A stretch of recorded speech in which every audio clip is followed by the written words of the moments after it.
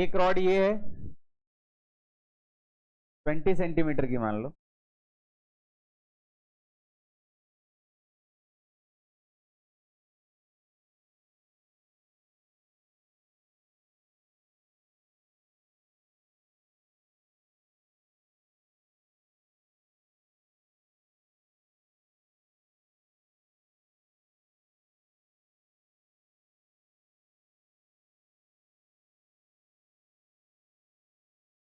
जरा समझो temperature gradient क्या होता है।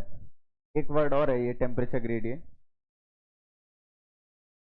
कभी कभी इसके क्वेश्चन भी आ जाते हैं।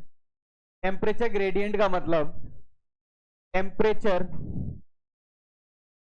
मैं लिख देता हूं, इस तरह चेंज हो रहा है, और ऐसे लिखते हैं ना, लेंथ के साथ, यानी टेम्परेचर और लेंथ का क्या वेरिएशन है उसको हम क्या बोलेंगे, टेम्परेचर ग्रेडियंट।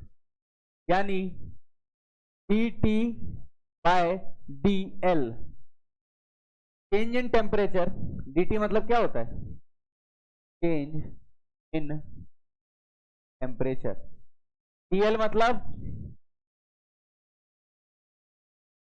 तो यहां पे जैसे इस रॉड के लिए मैं टेम्परेचर ग्रेडियंट निकालना चाहूं, यहां टेम्परेचर कितना है 40, यहां टेम्परेचर कितना है 20, टेम्परेचर में चेंज कितना है 20 का, टेम्परेचर में चेंज कितना है 40 माइनस 20 20 का, कितनी लेंथ जाने पे, जब लेंथ में कितना चेंज होता है 20 का, तो यहाँ टेम्परेचर ग्रेडियंट कितना आया, यहाँ कितना आएगा 40 माइनस 0, सेम है यहाँ टेम्परेचर, समझ में आ रहा है, टेम्परेचर ग्रेडियंट क्या है सेम। तो अब दो रॉड दे दी मैंने, ध्यान देना सब लोग, अब मैं लिख रहा हूं यहाँ पे एक रॉड के node, area A, length L, एक और rod they the, area A 4 के नॉट, अगर दोनों के एंड्स पे, बोथ एंड्स, ऐसा लिख देता हूं, ends of both rod are maintained at same temperature difference, ends of both rod are maintained at same temperature difference, find ratio of temperature gradient of both rods। Question समझो पहले क्या है, एक rod है, एरिया दिया है, length दिया है, के नॉट दिया है, एरिया दिया है, लेंथ दिया है, के नॉट दिया है, दोनों रॉड्स के अक्रॉस टेम्परेचर डिफरेंस सेम है, मतलब अंग्रेजी का मतलब क्या है, दोनों के अक्रॉस टेम्परेचर का डिफरेंस सेम है, मतलब यहाँ 0 है, यहाँ टी है, तो वहां भी 0 है और वहां भी क्या है टी, या फिर कह दूं दोनों पैरेलल में, पैरेलल में क्या होता है, दोनों के अक्रॉस पोटेंशियल क्या होता है सेम होता है, एक ही बात हुई। तो टेम्परेचर ग्रेडियंट पूछा है दोनों रॉड्स के रेशियो, इस रॉड का टेम्परेचर ग्रेडियंट क्या होगा, सपोज यहाँ टेम्परेचर अब दिया नहीं है, तो यहाँ इन दोनों के अक्रॉस टेम्परेचर डिफरेंस कितना है, मान लिया डेल्टा टी, या कुछ भी मान लो, अपॉन लेंथ कितनी है, इसकी लिए भी डेल्टा टी अपॉन लेंथ क्या है, रेशियो लेने में क्या जाता है, पहले वाले का डेल्टा टी बाय एल, अगले वाले का delta T by 12, delta T cut गया, कितना आया, तो टेम्परेचर ग्रेडियंट समझ में आया।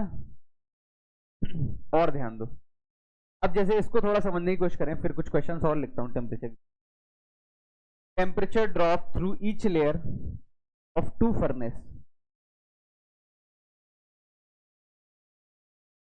देखो एक ये रही स्लैब और एक और स्लैब दी है, इस स्लैब की थिकनेस कितनी है x1 और इसकी कितनी है,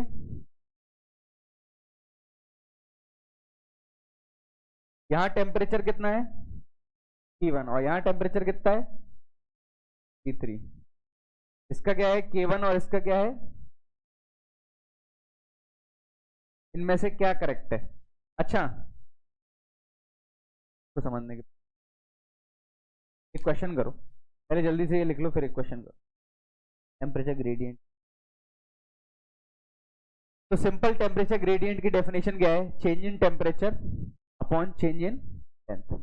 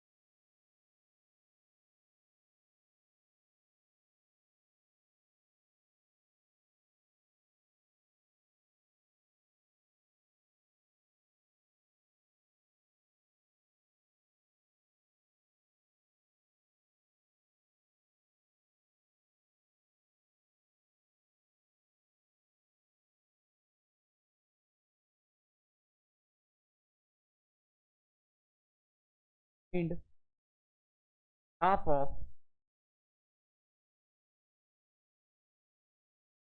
एक्स इक्वल टू 0 है, ये चलते जा रहे हैं, एक्स इक्वल टू एल, ऐसे टेम्परेचर वर्सेस एक्स ग्राफ भी बनाना।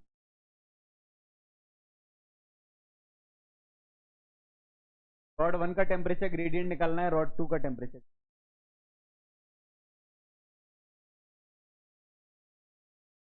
बता दूं इधर वाला?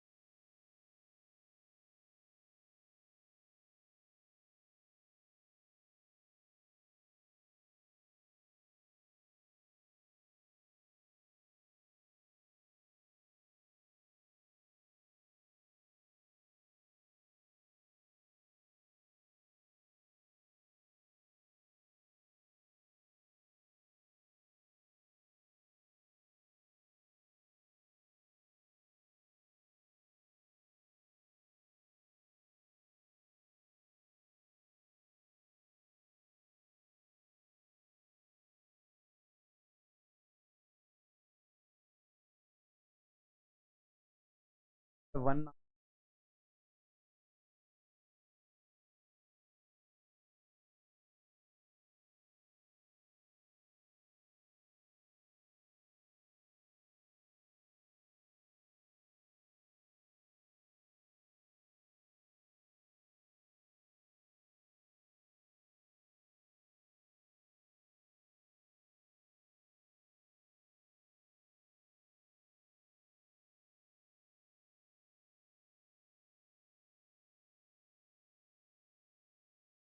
डिफरेंस नहीं।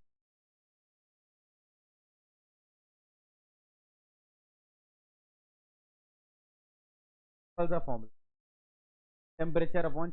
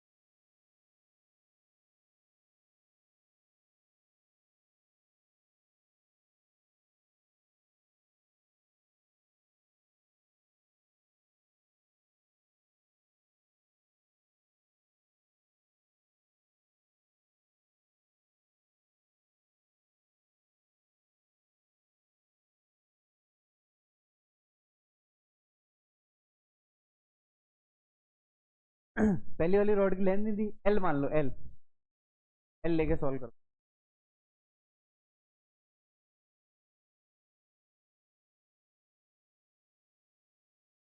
अच्छा देखो, तो ट्राई कर रहे हैं उसके लिए देख लो, यहाँ 100 है, यहाँ 0 है, यहाँ का टेम्परेचर निकाल लेंगे, temperature difference upon length, temperature difference.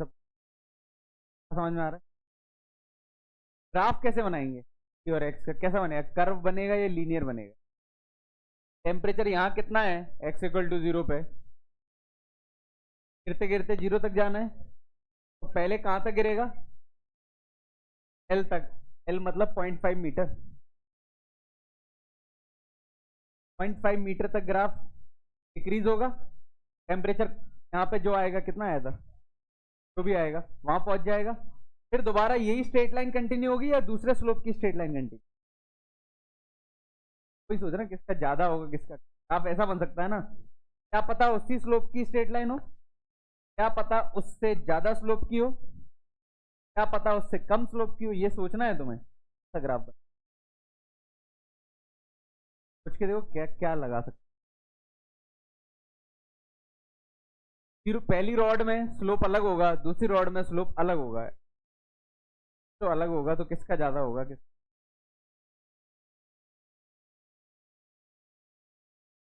इसमें तो मैंने टेम्परेचर डिफरेंस ही नहीं दिए, ना 0 दिया ना 100 दिया, इसमें कैसे सोचे।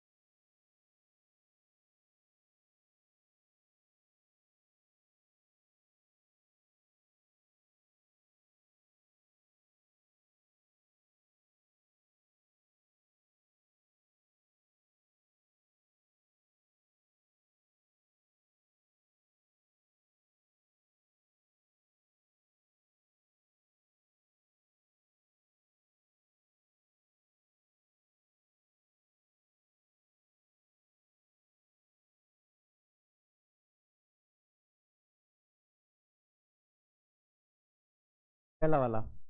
सबसे पहले टेम्परेचर ग्रेडियंट पहली रॉड में निकालने के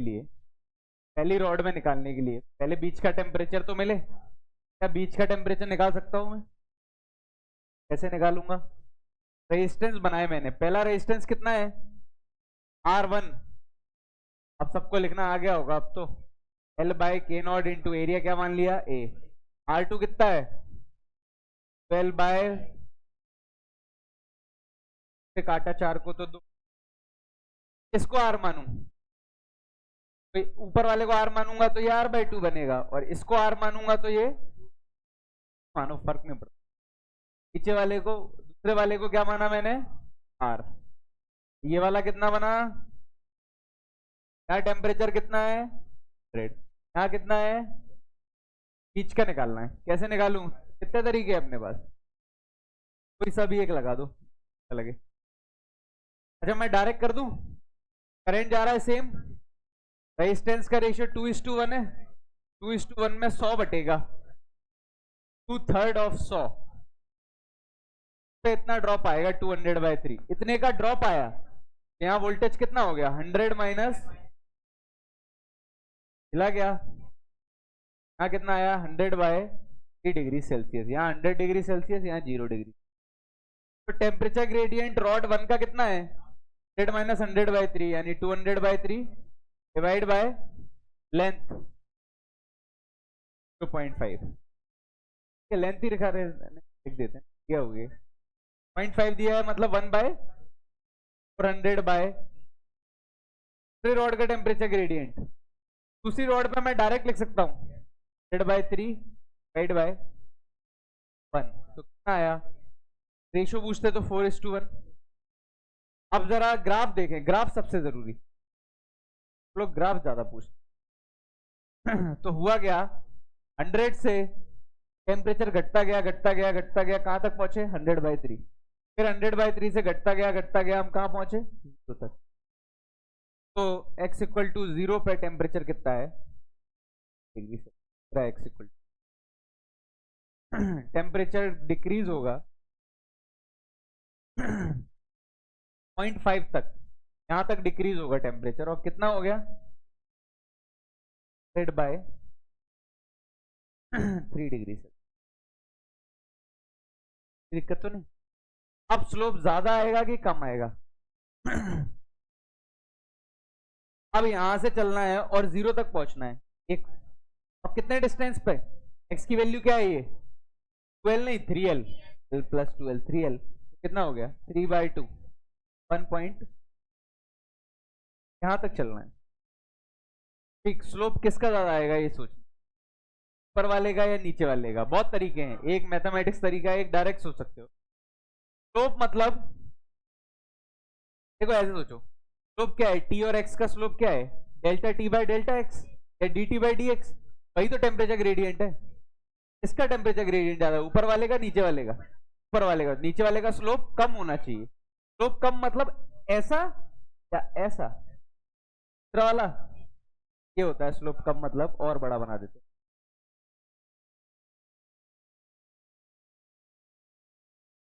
कम मतलब ग्राफ क्या? पहला ऐसा, दूसरा स्लोप क्या हो गया?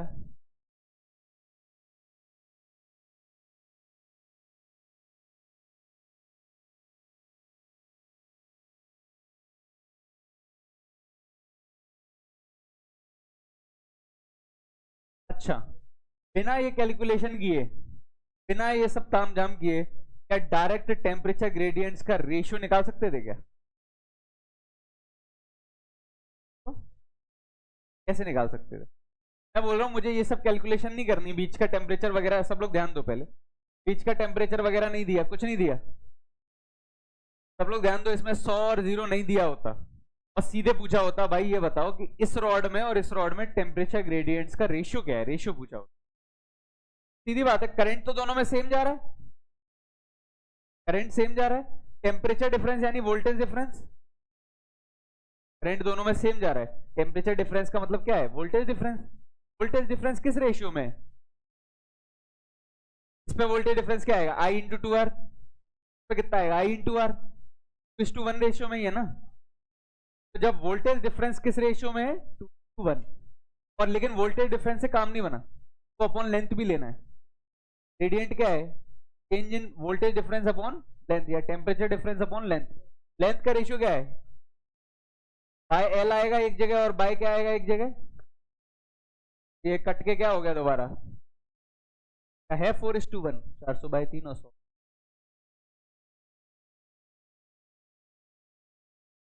अब समझ में आया दूसरे वाले में टेम्परेचर क्यों नहीं। अब सोचो,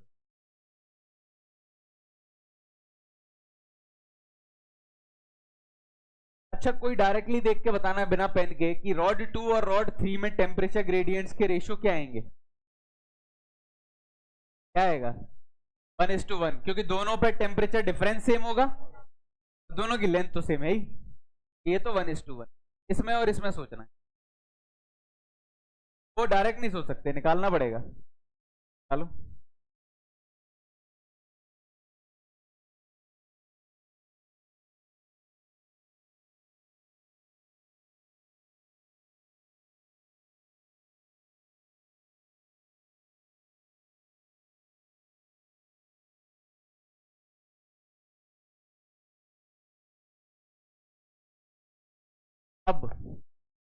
अब सोचना है इसके बाद एग्जाम्पल 4, डीसीटी का क्वेश्चन नंबर 4। अब सोच के देखो क्या सोच पा रहे हो, अब सोचो, इस सेकंड क्वेश्चन को करने के बाद, ये दोनों क्वेश्चंस करने के बाद आप सोच के देखो। देखो डीसीटी का फोर्थ क्वेश्चन क्या है, वो स्लैब है, दोनों की थिकनेस लेंथ सेम है, ग्राफ प्रिडिक्ट करना है कौन सा वाला ग्राफ है, मतलब ग्राफ दिया हुआ है, ग्राफ से पता चल जाएगा स्लोप किसका ज्यादा है, स्लोप से पता चल जाएगा कि किसका के ज्यादा है। तो अच्छा क्वेश्चन है वो, बिल्कुल थ्योरेटिकल अच्छा क्वेश्चन।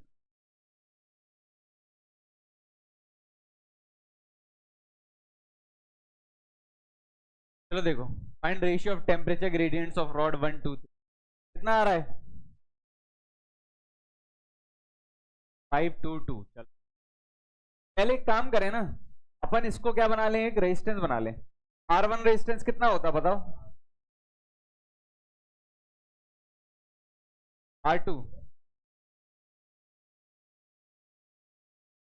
एरिया कितना ए, R3 कितना है,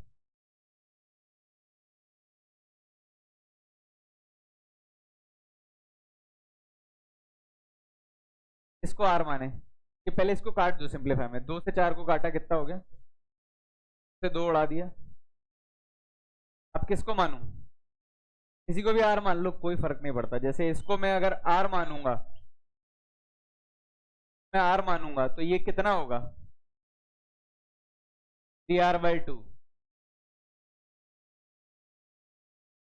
ये जला क्या, क्योंकि इसमें 3 का मल्टीप्लाई करूं और 2 का डिवाइड करूं तब ये बनेगा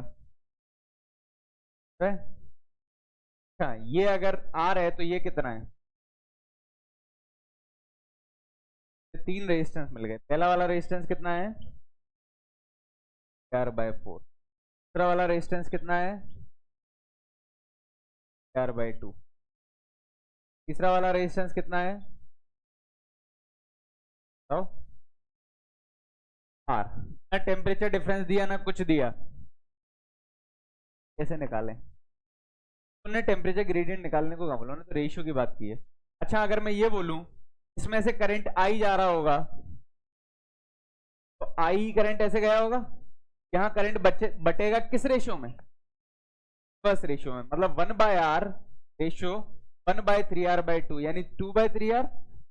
यहां तक कोई समस्या नहीं, उल्टा कर दो, 1/R रेशियो 2/3R, R से R निपटाया, 3:2 में बटेगा, यानी इसमें से करंट कितना आएगा, अगर यहां से आई जा रहा है तो 3I बाय यहां 2I/5। अच्छा वोल्टेज डिफरेंस या फिर टेम्परेचर डिफरेंस पहली वाली रॉड पे कितना है, तो इधर ध्यान दो, क्या हटा दूं इधर वाला,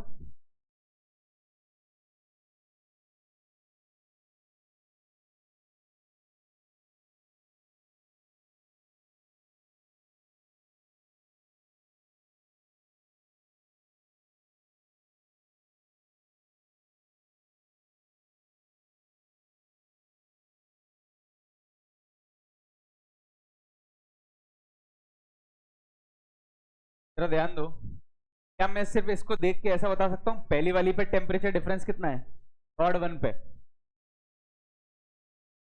आई into R, I into 3r/4 पे वोल्टेज डिफरेंस कितना होगा, आई इंटू 3r/4। सब लोग ध्यान दो, पहली वाली रॉड पे potential difference I into resistance, दूसरी वाली पे PI/5 इंटू आर, और इस वाले पे निकालोगे तो भी सेम ही आएगा। देखो 2 से 2 कट गया, 3IR/5, सेम ही आना है। दोनों में टेम्परेचर डिफरेंस है क्या, पैरेलल है, सेम ही होता है। तो देखो K/5 ही लिखा है, 3IR/5। अब पे टेम्परेचर डिफरेंस लिख लिया मैंने, delta T on first rod, delta T on second rod, delta T on third rod. लेकिन मुझे टेम्परेचर ग्रेडियंट्स के रेशियो चाहिए, तो किससे डिवाइड करना पड़ेगा, पहले वाले की लेंथ L, दूसरे वाले की रेशियो निकालना है L L L, IR IR IR। यहाँ कितना है 3/4 रेशियो, यहाँ कितना है, ये जला, अब में 3 आ गया ऊपर, ठीक है। तो 3 3 तो निपट गए, 1 1 1 बचा। तेरा एलसीएम लो, 4 और 10 का कितना होता है, 20, 5, यही आया। यानी रेशियो के लिए मुझे यहाँ के और यहाँ के टेम्परेचर की जरूरत नहीं, हम डायरेक्ट IR देखेंगे। अब थोड़ा फील करो इसको, अगर I सेम है तो जिसका R ज्यादा होगा उस पर वोल्टेज डिफरेंस ज्यादा होगा, यानी उस पर टेम्परेचर डिफरेंस ज्यादा होगा। अगर दो रॉड हैं सेम लेंथ की, जैसे एक रॉड ये रही, एक रॉड ये रही, दोनों रॉड सेम लेंथ की हैं, दोनों रॉड सेम लेंथ की हैं, same area of cross section है। मैंने बोला इसका टेम्परेचर ग्रेडियंट ज्यादा है और इसका कम है, इसका टेम्परेचर ग्रेडियंट ज्यादा है, मैंने ऐसा बोल दिया। बताओ इसका के ज्यादा होगा या इसका के ज्यादा होगा, कोड करना है खुद से मन में, टाइम ले लो, कोई दिक्कत नहीं। दोनों rod same length same area, इस पे टेम्परेचर ग्रेडियंट ज्यादा है, इस पे टेम्परेचर ग्रेडियंट कम है। ये किसका ज्यादा है सोचना, इस पे टेम्परेचर डिफरेंस और इस पे टेम्परेचर डिफरेंस पता है ना। जैसे एक रेजिस्टेंस ये है, एक रेजिस्टेंस ये, मान लो ये दो रेजिस्टेंस है, किस पे ड्रॉप ज्यादा है, देखो सेम करंट जा रहा है दोनों में, किस पे ड्रॉप ज्यादा है ये निकालना है। मैंने दे दिया टेम्परेचर ग्रेडियंट किसका ज्यादा था, इसका। आई सेम है दोनों के लिए, आर इसका ज्यादा होगा तभी तो इस पे ड्रॉप ज्यादा है। फील करो दोबारा, दोनों रॉड का सब कुछ सेम है, करंट सेम जा रहा है, इस पे ड्रॉप ज्यादा है, इसका IR प्रोडक्ट ज्यादा है, आई तो सेम ही है, इसका आर ज्यादा होगा, इसका आर ज्यादा है। आर क्या होता है, L/K, L और A सेम है, के कम होगा इसका, इसका के ज्यादा होगा। चल रहा का समझ में आया। अब देखो जरा ये डायग्राम देखो, अब क्वेश्चन नंबर 4 का आंसर तो जल्दी से देखे, सॉल्व नहीं करना है कुछ भी। अब दो, अब तुम सही से करोगे, अभी तक तो पता ही नहीं था तुम्हें, ऐसे कुछ भी कर रहे हो। अब करो उसका, दो रॉड दी है, सेम टू सेम क्वेश्चन है, दोनों की थिकनेस क्या है, सेम। देखो अच्छा, ग्राफ को देख के ये बता सकते हैं कि किसका टेम्परेचर ग्रेडियंट ज्यादा है। दो रॉड थी, देखो ध्यान से, दोनों रॉड की थिकनेस बराबर है, ये x1 x2 क्या दिए हैं, बराबर दिए हैं, तो ये D और ये भी D, ये पहला वाला K1, दूसरा वाला K2। अच्छा ग्राफ देखो, ग्राफ देख के क्या समझ में आ रहा है, कौन सा स्लोप ज्यादा है, पहले वाले का या दूसरे वाले का, दूसरे वाले का स्लोप ज्यादा है या पहले वाले का, इनको ज्यादा अंतर दिया है क्या, दूसरे वाले का स्लोप ज्यादा लग रहा है, वो नहीं ऐसे कुछ देना चाहिए था। जो ग्राफ दिया है उसमें थोड़ा सा डाउन कर लो उसको, और ताकि तुम्हें समझ में आ जाए वो क्या कहना चाह रहे हैं, मैं ये बता रहा हूँ। ये ग्राफ दिया है, तुम तो इसका आंसर निकालो, भूल जाओ उसको। ऐसा और ऐसा, किसका स्लोप ज्यादा है, दूसरे वाले का स्लोप ज्यादा है, इसका स्लोप ज्यादा है, मतलब इसका टेम्परेचर ग्रेडियंट क्या है, E और X का स्लोप ही क्या देता है, टेम्परेचर ग्रेडियंट। इसका स्लोप ज्यादा है मतलब इसका स्लोप ज्यादा है, मतलब इसका टेम्परेचर ग्रेडियंट ज्यादा है। I सेम है, इसका R ज्यादा रहा होगा, I सेम है, इसका R ज्यादा रहा होगा, R ज्यादा यानी K कम।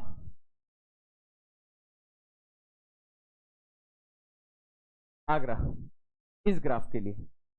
और ये ग्राफ में तो समझ ही नहीं आ रहा किसका स्लोप ज्यादा है किसका कम है।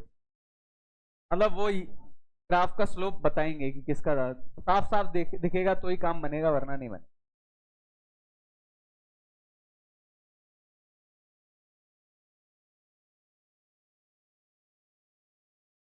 अब टेम्परेचर ग्रेडियंट समझ में आ गया।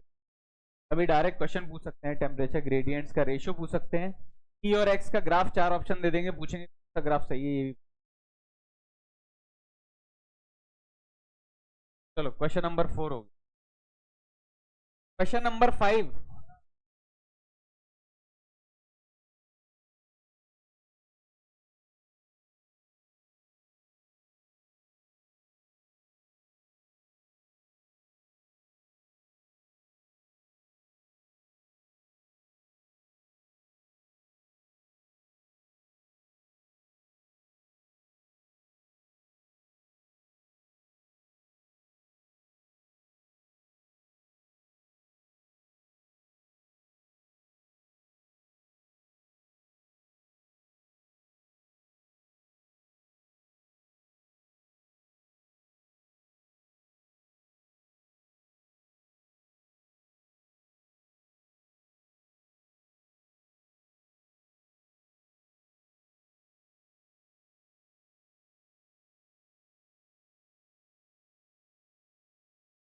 identical vessels are filled with equal amount of ice।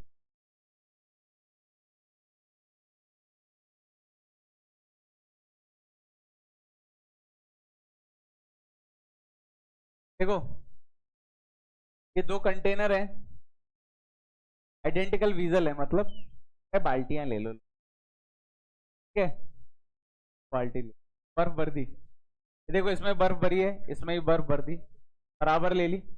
अब बर्फ पिघलना स्टार्ट होगी, ठीक है, दोनों जो मटेरियल है उनकी थर्मल कंडक्टिविटीज क्या है, अलग अलग।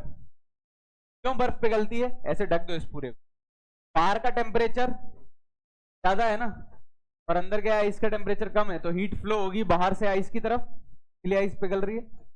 इसमें हीट ज्यादा फ्लो होगी, जिसका दोनों मटेरियल का के अलग है, K1 K2, इसमें हीट ज्यादा फ्लो होगी। मतलब इसको पिघलाना है मुझे, ध्यान देना सब लोग, इसको पिघलाना है और इसको पिघलाना है। सपोज एम मास, एम मास, ध्यान दो मैं रिलेट कर रहा हूं, कितनी एनर्जी चाहिए, ये जला क्या, कैलोरीमेट्री, एम ग्राम आइस को पिघलाने के लिए कितनी एनर्जी चाहिए, एम इंटू 80 या M into latent heat of vaporisation, ठीक है, कितनी चाहिए, और यहां भी कितनी चाहिए, ये हीट है, क्या है ये, हीट या फिर एनर्जी। और पहले वाले के लिए dH/dt लिखते तुम, क्या आता, वही सब सेम, टेम्परेचर डिफरेंस सब कुछ सेम है, और रेजिस्टेंस में L/K1A लिखते एक में, और एक में क्या लिखते, आइडेंटिकल वीजल दिया है, सब कुछ सेम है। तो dH/dt is directly proportional to K1।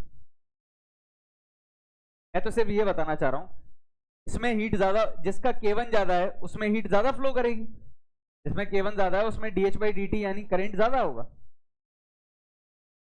ठीक है, और इसमें करंट क्या होगा, dH/dt is directly proportional to, जिसका K ज्यादा उसमें हीट ज्यादा फ्लो करेगी। लेकिन मुझे बर्फ पिघलाने के लिए हीट चाहिए, ये तो क्या है, dH/dt है, तो इसमें टाइम कितना लग रहा है, और कॉमन सेंस से सोचो, बिल्कुल ऐसे सोचो, इसमें टाइम कम लगा तो सोचना, इसमें टाइम 3 सेकंड लगा, इतना तामझाम भी क्यों, बेसिक दिमाग लगाओ, इसमें 3 सेकंड लगा बर्फ को पिघलाने में, इसमें 5 सेकंड लगा, इसमें हीट अच्छे से फ्लो हो रही है, हीट अच्छे से फ्लो हो रही है, 3 सेकंड वाले में, चल रहा है मैं क्या बोल रहा हूँ, ज्यादा फ्लो हो रही होगी हीट। और dH/dt हीट का फ्लो किसके प्रोपोर्शनल है, K1 के। हीट का रेशियो निकालूं अगर मैं, पहले वाले में dH है तो dt उधर चला जाएगा, dt मतलब पहले वाले का टाइम T1, दूसरे वाले का टाइम T2, तो हीट का जो रेशियो आएगा वो क्या आएगा, दोनों में हीट सेम है, तो K1 T1 equal to K2 T2, K1 T1 या फिर ये क्या हो गया, क्या पूछा था मुझे, किस चीज का रेशियो पूछा था, thermal K1/K2 equal to T2/T1। एक ये तरीका, और अब एक कॉमन सेंस तरीका, सिंपल। एक में 3 सेकंड लगे, एक में 5 सेकंड लगे, तो थर्मल कंडक्टिविटी किसकी अच्छी है, इसकी या इसकी? इसकी अच्छी है थर्मल कंडक्टिविटी। पहले वाले की थर्मल कंडक्टिविटी अच्छी है, के इसका ज्यादा या के इसका ज्यादा? पहले वाले का के ज्यादा, जिसका टाइम कम उसका के ज्यादा, उसका टाइम ज्यादा उसका के कम, यानी टाइम के उल्टे रेशियो में आंसर आने। इसका टाइम कम उसका के ज्यादा, इसका टाइम ज्यादा उसका के कम, तो टाइम का रेशियो 3:5 का रेशियो 5:3। टाइम का रेशियो T1:T2, तो दूसरे वाले का रेशियो के का रेशियो T2:T। ऐसे सोच। फिफ्थ का दिया है आंसर अगरा, छठवा ना।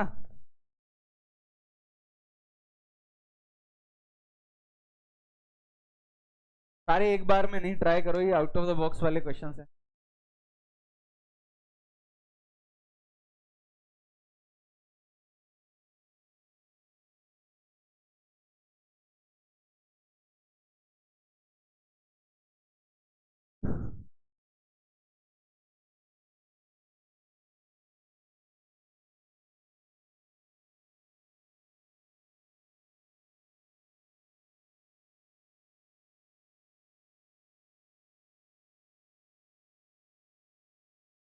Gas heater raises temperature of 1 kg of water by 30 degrees Celsius in 10 minutes.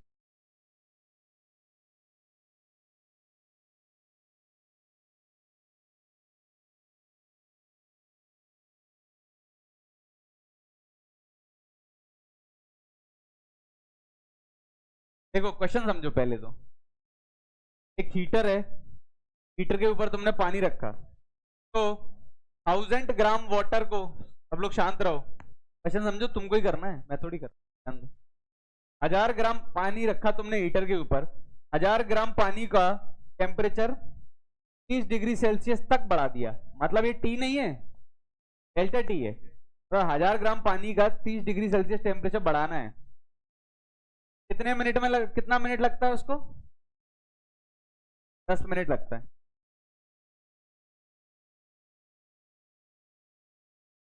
दस मिनट लगता है।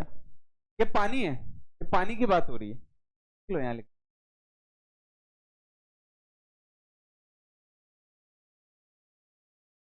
How long will it take the same heater, फिर से हीटर सेम है, अब 3 किलो ऑयल है, यानी कितना ऑयल है? 3000 ग्राम ऑयल है। कितना टेम्परेचर बढ़ाना है? अंग्रेजी पढ़ो, अंग्रेजी डिकोड करो। कितना टेम्परेचर बढ़ाना है? सेम 30 बढ़ाना है। If the specific heat of water is twice that of oil, water की स्पेसिफिक हीट कितनी है? एस है, यानी 1 है, और इसकी कितनी है? 1 है कि 2 है?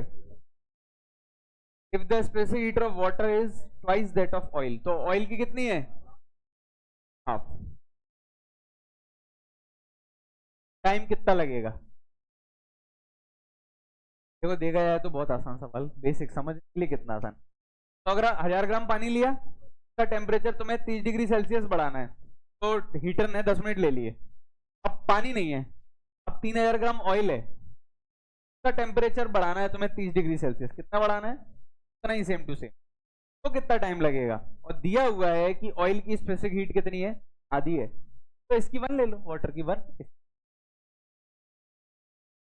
ठीक है,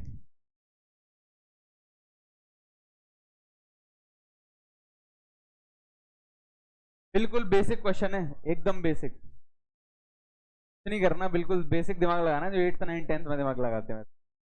अच्छा ये बताओ, 1000 ग्राम पानी का 30 डिग्री सेल्सियस टेम्परेचर बढ़ाओगे, कितनी एनर्जी चाहिए तुम्हें?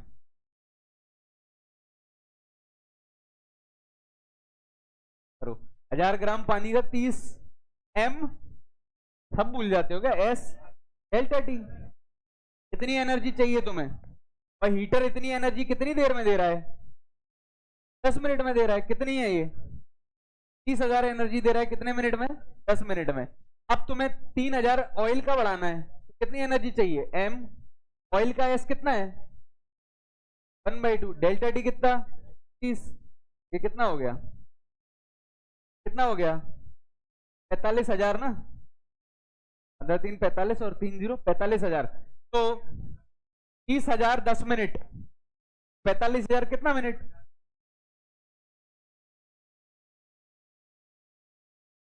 आंसर आगरा। हीटर तो कौन एनर्जी जो दे रहा है वो तो दे ही रहा है ना, हीटर तो 1 मिनट में जितनी देता है। बहुत बकवास क्वेश्चन था ये तो, 15 मिनट, बस दिखने में अच्छा लग रहा था।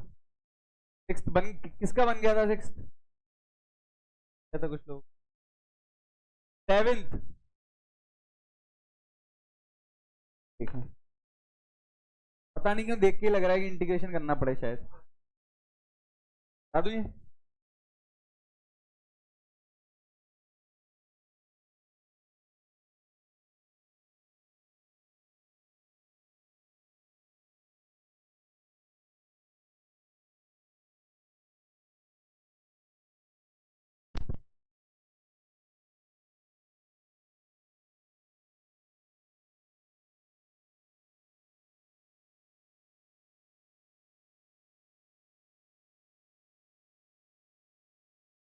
देखो कितना बकवास क्वेश्चन, जैसे देखो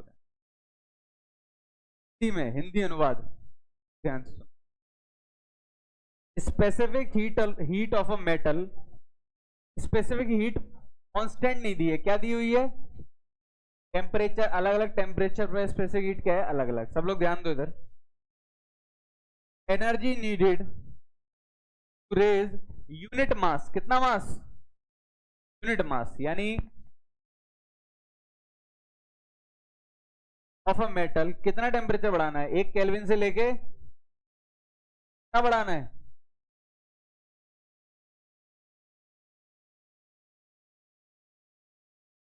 स्पेसिफिक हीट कांस्टेंट नहीं है इस बार, स्पेसिफिक हीट क्या है, वेरिएबल है। वेरिएबल मतलब अलग अलग टाइम पे, अलग अलग टेम्परेचर पे अलग अलग स्पेसिफिक हीट, वैसे तो फिक्स होती है, जैसे वाटर की 1 होती है, अभी देखिए ऑयल की कितनी कर दी उन्होंने, 1/2 कर दी, लेकिन स्पेसिफिक हीट टेम्परेचर के साथ अलग अलग है। अब मुझे टेम्परेचर 1 ग्राम किसी चीज का कितना बढ़ाना है, 1 से लेके 2 तक, क्या फॉर्मूला लगेगा, एम एस, एस कितना है,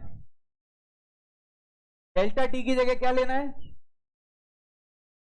क्या कर देंगे, इंटीग्रेट 1 से लेके टेम्परेचर ए टी की पावर 4/1 से ए इंटू की पावर 4 कितना होता है, a/4 बार ले लो, 16 - 1 15, क्या आ रहा है आंसर, बन गया था ये, सातवां, 8वां करा दिया था, 9th, ठीक है।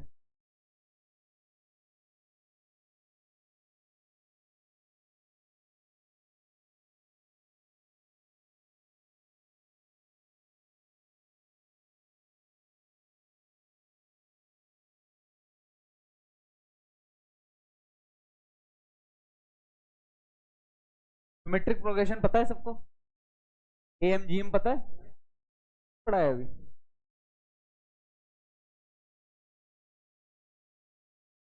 देखो एक शीट ये रही और एक शीट ये रही, एक की थिकनेस कितनी है, एक की कितनी है, यहाँ का टेम्परेचर दिया है TA, यहाँ का टेम्परेचर TB, यहाँ का टेम्परेचर, और बोला टेम्परेचर ज्योमेट्रिक प्रोग्रेशन में, ध्यान दो, T naught T naught T naught, चला ज्योमेट्रिक प्रोग्रेशन का मतलब यही है, और कॉमन रेशियो दिया है ज्योमेट्रिक प्रोग्रेशन का 2, then the ratio of thermal conductivity of thicker and thinner sheet, मतलब इन दोनों का K1 और K2 का रेशियो निकालना है, कैसे निकालें, चलो देखो, अच्छा 2 रेजिस्टेंस है, इसका K1 मान लिया और इसका क्या मान लिया, K2 मान लिया। अच्छा मुझे बताओ पहले वाले पे टेम्परेचर डिफरेंस कितना है, 2 रेजिस्टेंस है ना, ये एक रेजिस्टेंस ये है और एक रेजिस्टेंस, पहले वाले पे टेम्परेचर, दोनों में करंट सेम जाएगा या अलग अलग, सेम जा रहा है, करंट सेम जा रहा है, इस पे टेम्परेचर डिफरेंस कितने का है, T नॉट, इस पे कितना है 2T0। तो वोल्टेज डिफरेंस का रेशियो क्या है 1:2, मतलब रेजिस्टेंस का रेशियो भी क्या होगा, चला दोनों में करंट सेम जा रहा है, इस पे वोल्टेज ड्रॉप दुगना है, इसका रेजिस्टेंस भी क्या होगा दुगना। अभी तो इस पे I इंटू आर, इस पे I इंटू टू आर, 1:2। मतलब इसका जो पहले वाले का रेजिस्टेंस है वो कितना है R। पहले वाले का रेजिस्टेंस कैसे लिखेंगे L बाय दूसरे वाले का रेजिस्टेंस, ये क्या है R की वैल्यू है,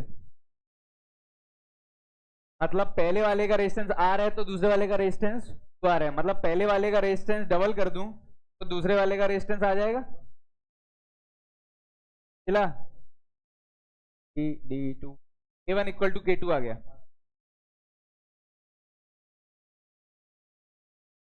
पहले वाले का रेजिस्टेंस R है तो दूसरे वाले का रेजिस्टेंस 2R है। पहले वाले का रेजिस्टेंस लिखो जरा कितना है, D बाई K1 है, दूसरे वाले का रेजिस्टेंस D बाई K2 है। तो ऐसे कर लो, R1 है, ये R2 है, R2 equal to R1। R2 कितना है L बाय R1 कितना है, ठीक है, सही है, ठीक। आप में लिखी हुई चीज तो भी कितना आ रहा है, दिया नहीं ऑप्शन, आगरा करेक्ट आंसर है, आगरा रेशियो 1 है।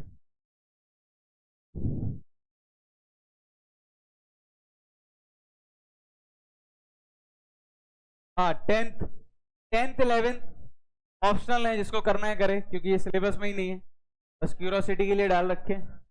10th का क्या आ रहा है, it is hotter for the distance over the top of the fire then its side because, ऊपर गर्म लगता है, कैंडल के ऊपर हाथ रखो तो गर्म लगेगा, साइड में इतना गर्म नहीं लगता, क्यों ऐसा,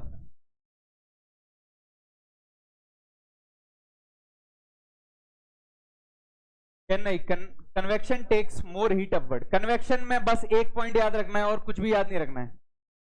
अब देखो कंडक्शन तो समझ में आ गया, क्रम रॉड पकड़ ली, कंडक्शन है, रेडिएशन क्या है, सन से जो रेडिएशन आ रही है बिना मीडियम के। कन्वेक्शन क्या है, मोमबत्ती वाला एग्जांपल, मोमबत्ती जलाई और ऊपर हाथ रखो, क्योंकि देखो कांटेक्ट तो है नहीं मोमबत्ती के साथ, फिर भी गर्म लग रहा है, क्यों, क्योंकि जो पार्टिकल्स बत्ती के आसपास है, जस्ट जो बत्ती जल रही है उसके आसपास है, वो गर्म हो गए, गर्म हो गए और ग्रेविटी उनको कहां ले जा रही है, ऊपर ले जा रही है। तो ग्रेविटी के अगेंस्ट मोशन होता है कन्वेक्शन में, कन्वेक्शन में क्या होता है, ग्रेविटी के अगेंस्ट मोशन होता है। तो कैंडल में पार्टिकल्स ग्रेविटी के अगेंस्ट जाते हैं और हमारे हाथ से टकरा है, इसीलिए हमें क्या फील हो रहा है, गरम गरम फील हो रहा है। तो करेक्ट आंसर है इसका चेन्नई, 10th का Chennai. 11th, air is a bad conductor of heat or partially conducts heat, still vacuum is placed between the walls of the thermos flask because, ठीक है, it is difficult to fill the air between the walls of pressure।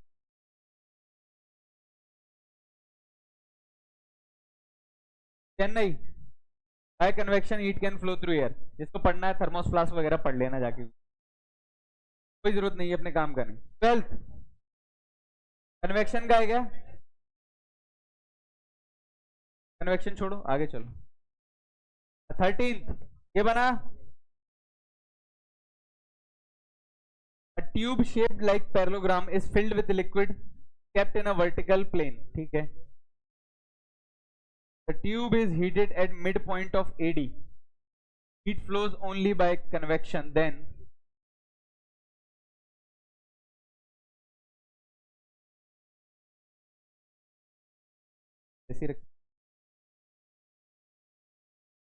अरे D और ए का बराबर क्यों होगा, आगरा क्यों,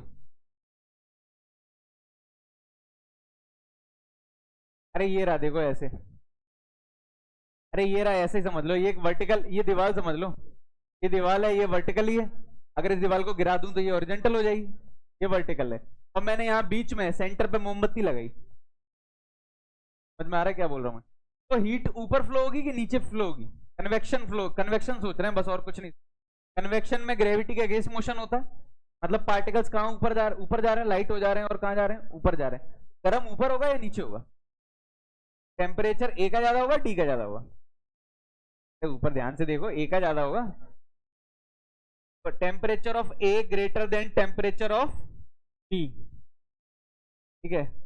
अब टेम्परेचर ऑफ सी और डी में कैसे सोचेंगे, सी और डी का, सी और डी का सेम होगा क्योंकि दोनों सेम हॉरिजॉन्टल लेवल पे हैं।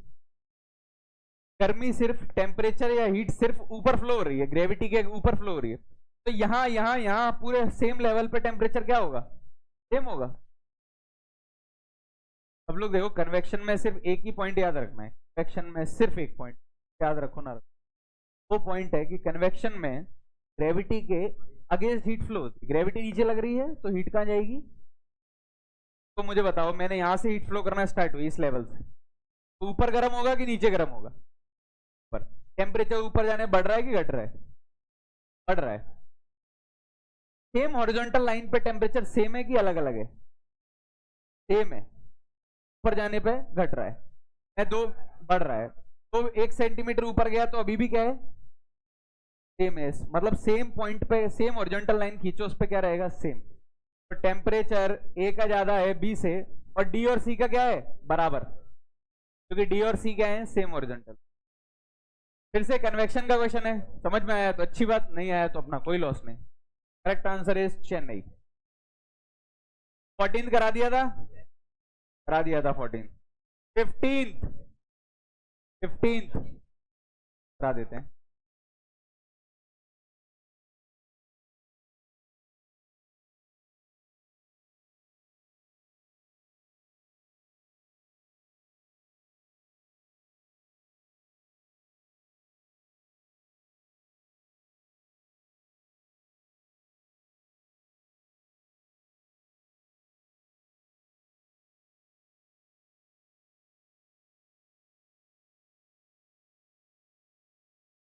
मैंने के इक्विवेलेंट बता दिया था यहाँ, तो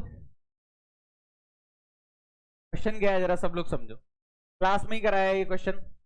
एक सिलेंडर है जिसकी रेडियस क्या है, आर, की थर्मल कंडक्टिविटी क्या है, K1, इसकी रेडियस है। एक और सिलेंडर है जो इसके ऊपर बना हुआ है, उसकी रेडियस कितनी है, इसकी रेडियस स्मॉल आर कर दो। बड़े वाले की रेडियस कितनी है,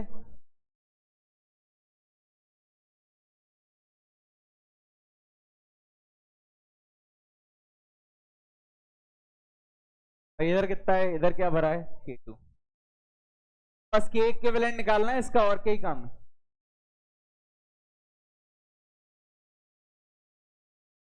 कैसे निकालते के इक्विवेलेंट, पता है सबको, पता होगा।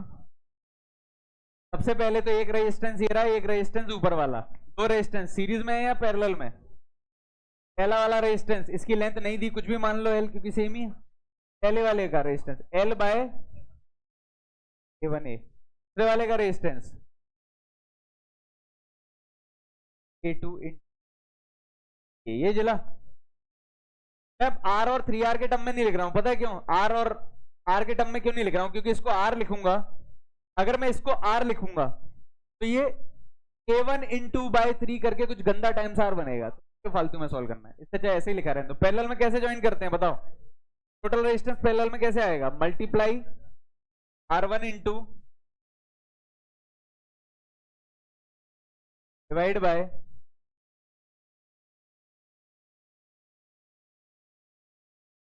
कितना हुआ ये सॉल्व करके, एल स्क्वायर आएगा ऊपर, और नीचे क्या आएगा यहाँ पे, K1 K2 3 times K1 K2 K square, K square ही रहने दो। ये देखो इधर क्या मल्टीप्लाई होगा, K1A, एलसीएम कितना आया जरा बताओ नीचे, K1 K2, यहाँ K1 इंटू ए है, क्या मल्टीप्लाई होगा, यहाँ क्या है, K2 इंटू 3A है, क्या मल्टीप्लाई होगा, तो ऊपर भेजेंगे, सिर्फ सॉल्व कर रहा हूं, L square into 3K1 K2 to क्या ए, और इधर क्या हो जाएगा, देखो सब कुछ कटेगा, देखना ध्यान से, 3K2 प्लस K1 इंटू, ये बन गया आर इक्विवेलेंट, देखो सब कटेगा अभी, K1 K2 K1 K2 तीन तीन, एक एल से एक एल, एरिया से एक एरिया, तो आर टोटल आया एल बाय ए अब आर कब लिखना है? जब दोनों में क्या भर देता? के इक्विवेलेंट के इक्विवेलेंट। अच्छा, दोनों में के इक्विवेलेंट भर दूंगा तो अलग अलग क्यों लगेंगे? ये तो एक ही लगेगा, पूरा ही लगेगा जिसमें क्या भरा हुआ है, एक सिलेंडर बन जाएगा पूरा क्या भरा हुआ है। तो टोटल रेजिस्टेंस क्या होगा? सिर्फ एक रेजिस्टेंस एल बाय, ये जिला क्या 3A मत लिख देना आप, 4 times K equivalent equal to 3K2 plus K equivalent equal to, आया ऑप्शन है सर? नहीं, कितने लोगों का ये आ गया था? करके आया ना, गूगल करके तो नहीं आया था?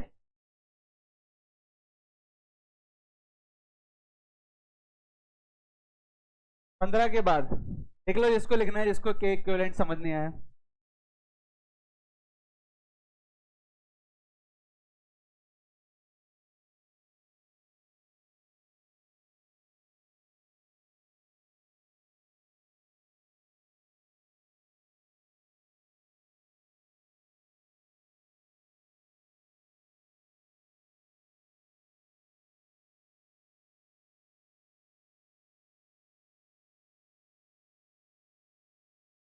चलो 15 के बाद 16 आया क्या?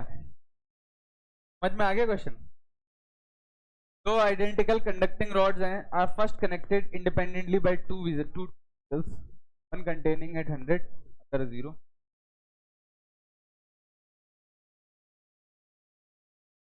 बहुत बढ़िया क्वेश्चन है। क्वेश्चन समझ में आया? पहले तो कितने लोगों का बन गया इसका?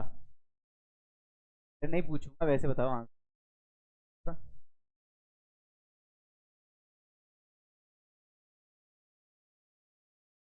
पढ़ो ना, बनाओ बेटे बेटे, बात है हमें पैसे दो, माहौल बनाओ, और बिठा देंगे, बढ़िया बनाते रहो। चलो ध्यान दो, क्वेश्चन क्या है? ये वॉल है 100 डिग्री सेल्सियस पे और वो एंड है 0 डिग्री सेल्सियस पे। पहले एक रॉड ली, इसके बीच में लगाई, पहले एक रॉड ली इसके बीच में लगाई, रॉड 1, और देखा हीट फ्लो हो रही है यहाँ से यहाँ, हाई टेम्परेचर से लो टेम्परेचर। देखो दूसरी रॉड ली, उसमें भी देखा हीट फ्लो हो रही है। अब दोनों रॉड को सीरीज में लगाया,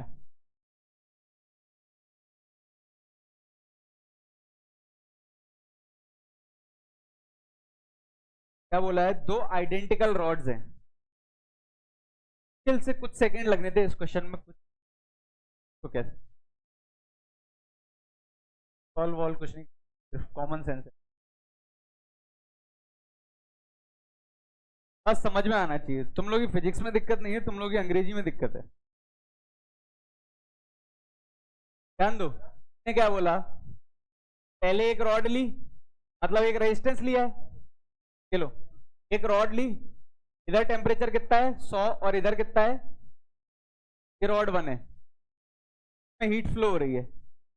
अब ये रॉड का कुछ नहीं दिया, एल मान लो और एरिया मान लो, तो हीट कितनी फ्लो होगी? D H by D T, temperature difference upon resistance L by के। अब क्या किया, यानी ये आ रही तो है, अब क्या किया, दोनों रॉड को कैसे लगा दिया? एंड टू एंड, फिर से दोबारा 100 और 0। अब हीट कितनी फ्लो होगी? टेम्परेचर डिफरेंस तो अभी भी सेम है। अब रेजिस्टेंस कितना हो गया? ध्यान दो, पहले करंट कितना जा रहा था? 100 बाय आर। अब आर और आर मिलके अब करंट कितना जा रहा है? ज्यादा जा रहा है कम जा रहा है? हीट यहां ज्यादा फ्लो हो रही है, यहां ज्यादा फ्लो हो रही है, पर ज्यादा हीट फ्लो हो रही है। और उन्होंने क्या बोला है? अब क्वेश्चन क्या है जरा समझो। Let Q1 and Q2 be the rate of melting of ice, मतलब ये हीट फ्लो हो रही है, ये हीट फ्लो हो रही है, यहां बर्फ है सपोज, तो इस हीट फ्लो की वजह से तो बर्फ पिघल रही होगी। यहाँ पे बर्फ ले लिया ना 0 डिग्री सेल्सियस, मतलब यहाँ पे आइस ले लिया, तो हीट ऐसे फ्लो हो रही है, तो बर्फ को पिघला रही है हीट। तो बर्फ यहाँ जल्दी पिघलेगी या यहाँ जल्दी पिघलेगी?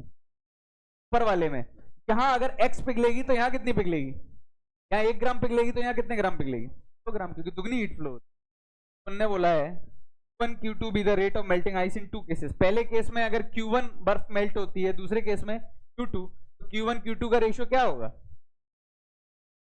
ऊपर वाले में दुगनी बर्फ पिघलेगी, नीचे वाले में कम पिघलेगी। करेक्ट आंसर है बॉम्बे।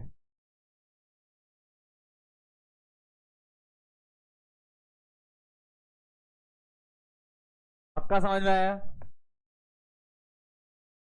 अच्छा एक और रॉड लगा देता तो, पहले आर था रेजिस्टेंस, अब एक और रॉड लगा दूं तो 3R हो गया, मतलब अब हीट 1/3 हो जाएगी, तो अब 3 गुना टाइम ज्यादा लगेगा। अच्छा सुनना सब लोग ध्यान से सुनो, एक रॉड ली मैंने, क्या बर्फ है, बर्फ पिघला रहे हैं, हीट ऐसे फ्लो हो रही है 100 से 0 की तरफ, बर्फ पिघला रहा हूं, तो यहाँ पे बर्फ ले ली तुमने, ये रही आइस। सब लोग ध्यान से समझो, एक ही क्वेश्चन में 2-3 चीजें कवर कर ले, जिनको ये टाइम वगैरह में दिक्कत आ रही है वो देखो, ये बर्फ है, यहाँ 100 डिग्री सेल्सियस, यहाँ 0 डिग्री सेल्सियस, और बर्फ पिघल रही है, हीट ऐसे फ्लो हो रही है। अब मैं ऐसी 3 रॉड लगा दूं लाइन में, ऐसी 3 रॉड लगा दूं, ये रेजिस्टेंस कितना है आर, करंट कितना फ्लो हो रहा होगा 100/R। अब ऐसी 3 रॉड लाइन में लगा दूं, रेजिस्टेंस कितना हो गया 3R, करंट कितना हो गया अब 100/3R, यानी 1/3, करंट 1/3, तो हीट फ्लोन 1/3, यानी यहां बर्फ m पिघलेगी तो यहाँ m/3 पिघलेगी उतने ही टाइम में। पक्का समझ में आ रहा है? यहाँ बर्फ अगर m ग्राम पिघलेगी तो यहाँ हीट 1/3 हो गई, तो m/3 कम पिघलेगी, m/3 पिघलेगी। या फिर यहाँ m ग्राम पिघलने में टाइम t1 लगता है, तो यहाँ m ग्राम पिघलने में टाइम 3t1 लगेगा। ये कितना,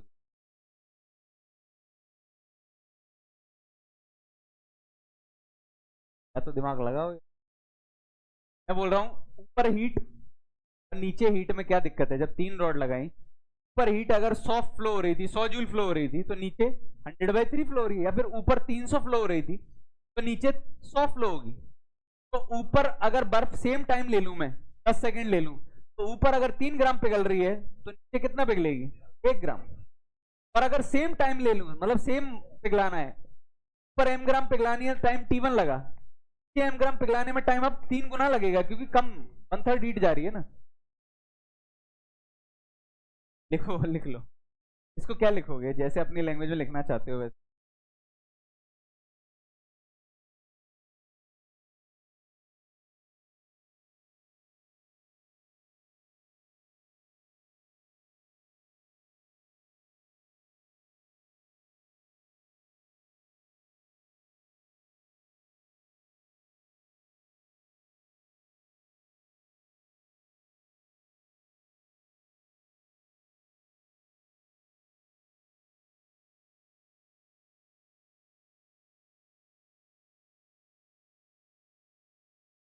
चलो 17th, 17th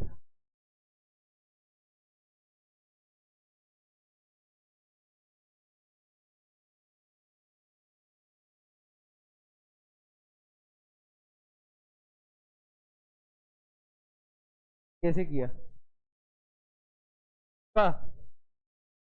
स्टार बना के छोड़ दो, पर हेडिंग डाल दो, उस पर Newton's law of cooling, star बना के Newton's law of cooling.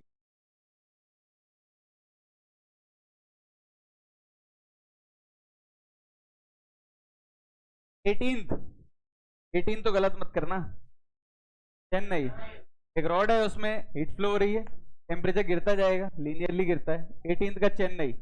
19th करा दिया था ये दे दिया था, 20 भी दे दिया था, 21 भी दे दिया था, 22 भी दे दिया था, 23 डाउट, 23 डाउट।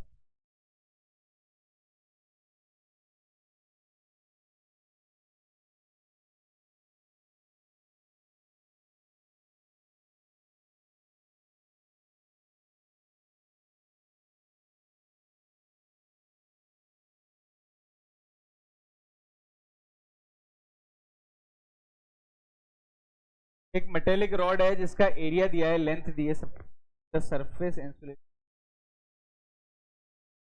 आई।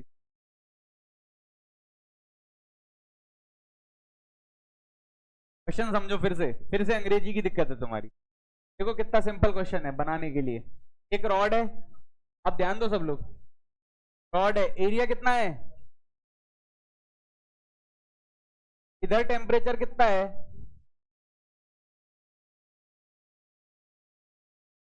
ये है कि 100 डिग्री सेल्सियस, इधर टेम्परेचर ज्यादा है, इधर क्या है, आइस प्लस वाटर का मिक्सचर है।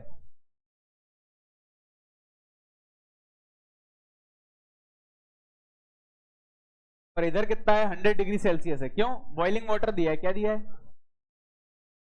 हुआ पानी। डायग्राम बनाया करो सबसे पहले।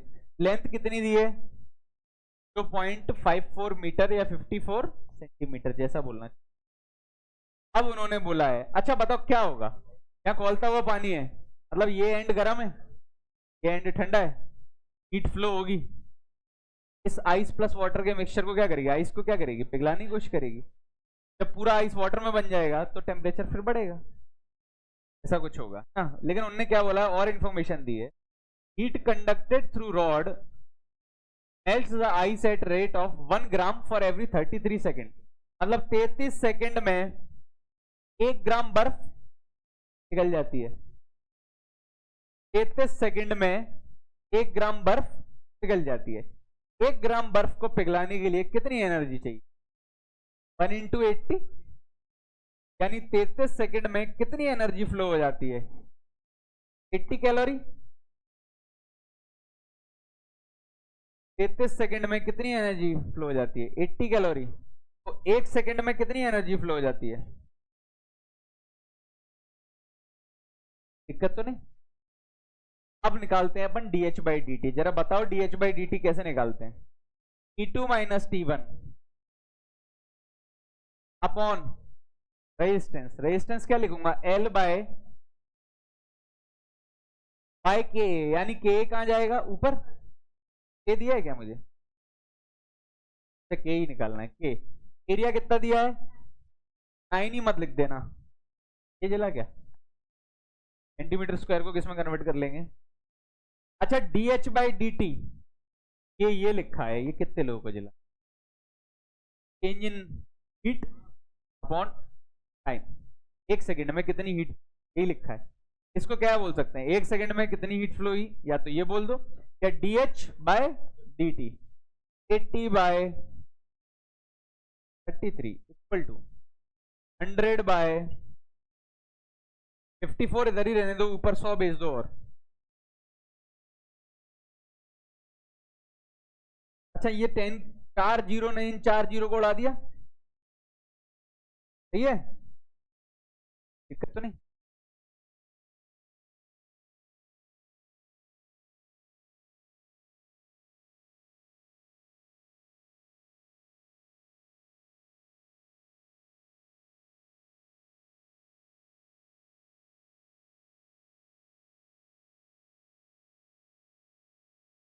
ये तो कट गया पूरा, 80 बाय 33 इक्वल टू, अच्छा ये 9 से कट तो रहा है, कट तो रहा है, ये कितना हुआ 6। और एक दिक्कत और है अभी इसमें, ये तो कैलोरी है, करेंगे तो कितना 4.18 या 4 पॉइंट, तो इच्छा हो ए बाय 6, ठीक है। 3 से काटा तो 11, 3 से काटा तो 2, 160 बाय 11 इंटू 42 बाय 10, 42 तो के की वैल्यू आई 42 इंटू 16 बाय 11 कितना होता है,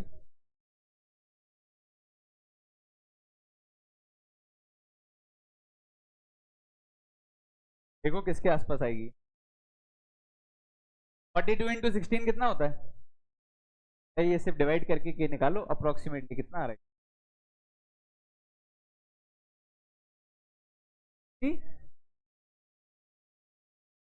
पूरा डिवाइड करके डेसिमल में इतना दशमलव इतना, ऐसा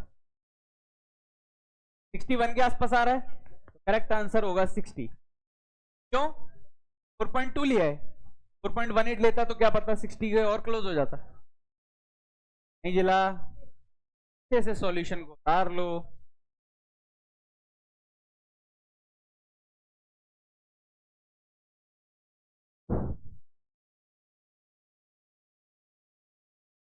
बिल्कुल एडवांस में इस पैटर्न के क्वेश्चंस आने के सबसे ज्यादा संभावना, ये एडवांस।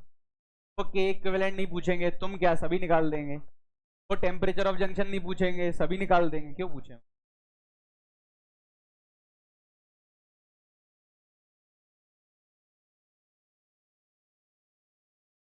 24 लिखो, अच्छे से लिखना है इसको, आगे बहुत काम आने वाला है। जो लोग पढ़ रहे हैं तो आगे देखना, जो नोट्स नहीं बना रहे हैं या क्वेश्चन नहीं लिख रहे हैं या थोड़ा भी ध्यान नहीं दे रहे हैं, आगे ढूंढोगे, कॉपियां पलटोगे दोस्तों की कि यार वो मिल जाता, वो कभी क्वेश्चन। प्रॉपर वालों से बात किया करो ना, कॉपी है नहीं उनकी, बनी नहीं है, रो रहे हैं कि दूसरे की कॉपी फोटो कॉपी मिल जाए, या वो क्वेश्चन जो क्लास में कराया था वो मिल जाए, कहीं से मिल जाए। असलो अभी तो समय है। तो पूछो क्या हालत हो रही है उनकी, बात बात करा करो, समझ में आएगा ना, तुमको भी तो आना उसी स्टेज पे। ट्वेल्थ वालों को या ड्रॉपर वालों को, ट्वेल्थ ड्रॉपर नहीं, ट्वेल्थ वालों को देखो उनकी क्या हालत है। तो पेपर आने वाला है, क्या सिचुएशन होती है, प्रेशर ही हैंडल नहीं होता। तो मस्ती में हो बैठे हो एकदम, टेंथ वाला फील लेके, बोर्ड के पेपर हैं लिख के चले आओगे, इधर वाले से लिख। 24 हो गया, 25 करा दिया था,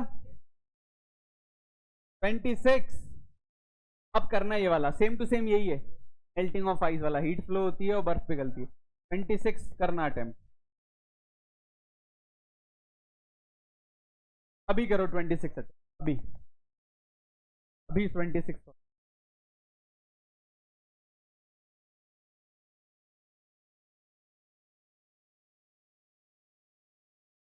तो डीसीटी में अच्छा क्वेश्चन लगता है उस पर स्टार वगैरह बना के रखा करो, दोबारा समय मिलेगा तो बस वही क्वेश्चंस लगा पाओगे।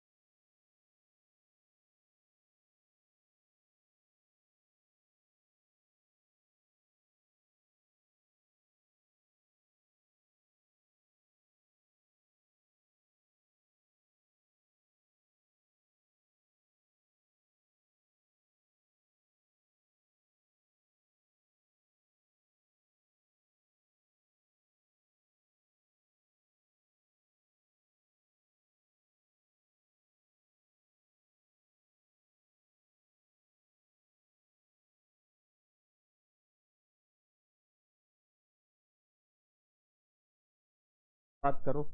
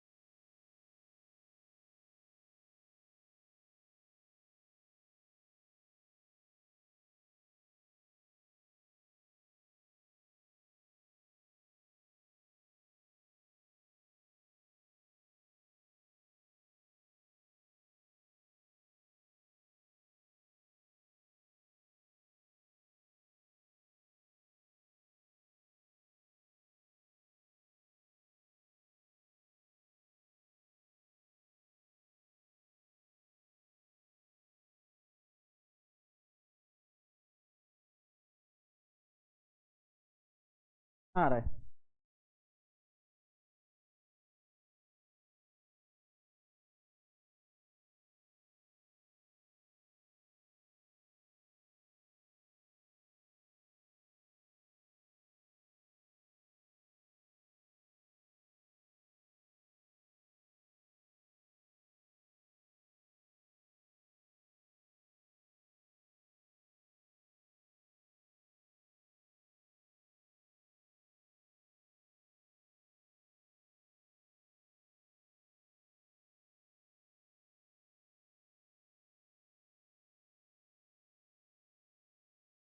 देखो क्या बोला है,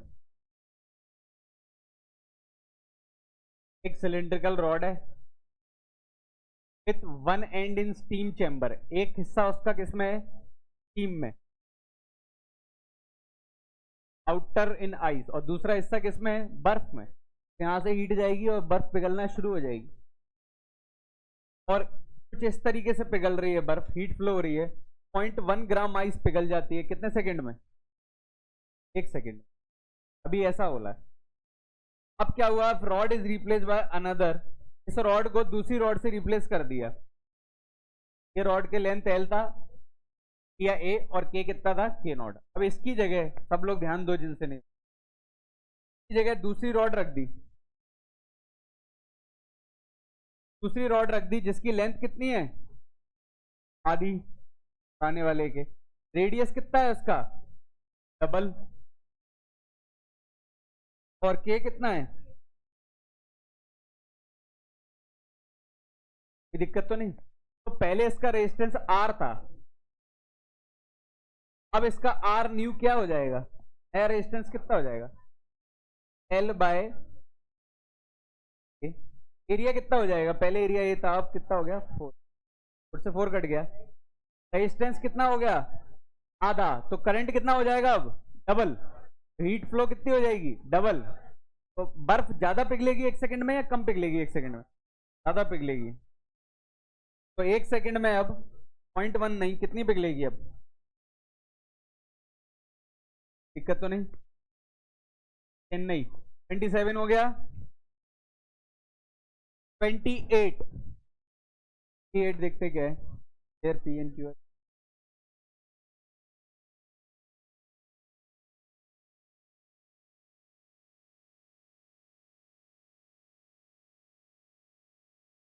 28 स्टार बनाना और लिखना है स्टीफन्स लॉ।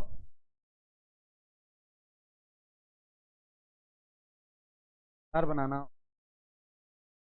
एक मिनट रुको, स्टीफन्स लॉ लिखना, लेकिन इसको अभी सॉल्व करने का ट्राई करें, तो वैसे उससे तो हो गई होगा, लेकिन अभी जो हमारे पास जो नॉलेज है उससे सॉल्व करने की कोशिश करें। तो क्या है, दो स्फीयर है, एक पी है और एक की रेडियस आर है और एक की रेडियस आर, ठीक।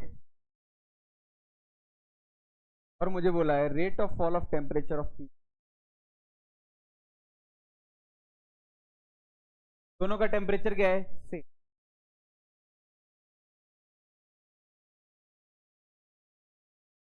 इसमें टेम्परेचर का रेट ऑफ फॉल और इसमें टेम्परेचर का रेट ऑफ फॉल देखना है, मतलब टेम्परेचर कैसे टाइम के साथ चेंज होगा, तो अभी नहीं सोच पाए।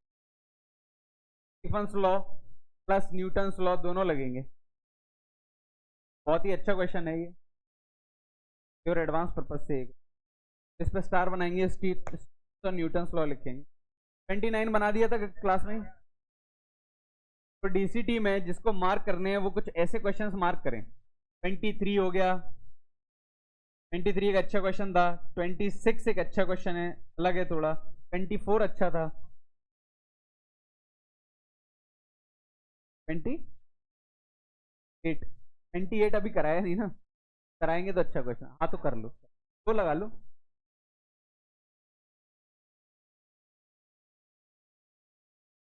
डीसीटी खत्म। और क्या दिया था, ऑब्जेक्टिव लेवल 1 दिए थे, ऑब्जेक्टिव लेवल 1 ऑब्जेक्टिव लेवल 2 करके आना।